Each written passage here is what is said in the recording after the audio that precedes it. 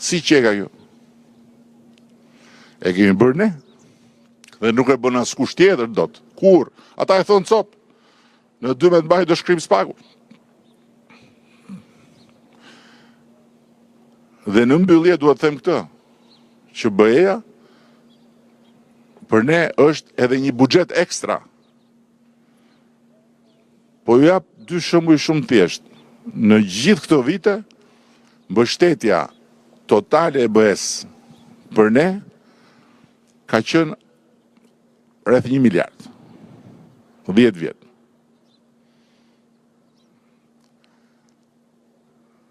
Me futje në BE, çdo vit është më shumë se 1 miliard për Shqipërinë. Çdo vit, më shumë se 1 miliard, buxhet ekstra. Bujqësia. Në gjithë këto vite, mbështetja e BE-s ka qenë më pak se 200 milion euro totali. Çdo vit është 300 milion euro për bujqësinë. Vetëm me një vot atje. Se të tjerat i kemi ne në dorë dhe i bëjmë ne.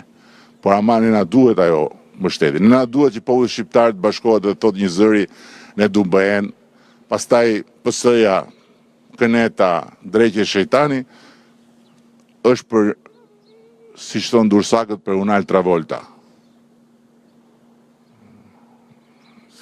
Kjo ishte arsyeja pse unë desha t'i bëj këto takime, sepse do t'i lutesha shumë që në të gjitha komunikimet këtë temë mos ta lëshoni asnjëherë.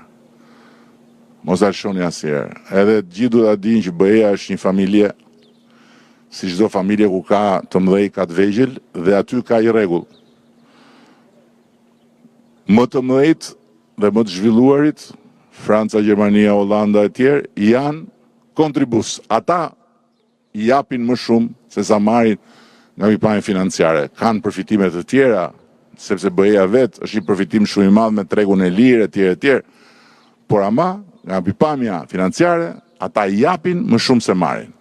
Ndërkohë që të tjerët, ku hym dhe ne, janë përfitues, që marrin më shumë se japin. Njësoj si një familje që të mëdhejt punojnë më shumë, që të rriten më të vegjëlit.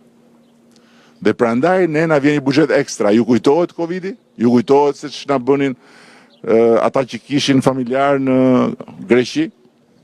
Shife se Greku po i jep këtë, e Greku po i jep atë, e shiko se Greku i dha dhe këtë. Greku s'jepte asgjë, i jepte BE-ja. Para ekstra me herë që shpërndau BE-ja kur ra Covidi për të ndihmuar qeveritë që të ndihmojnë popujt e tyre, sepse është një familje.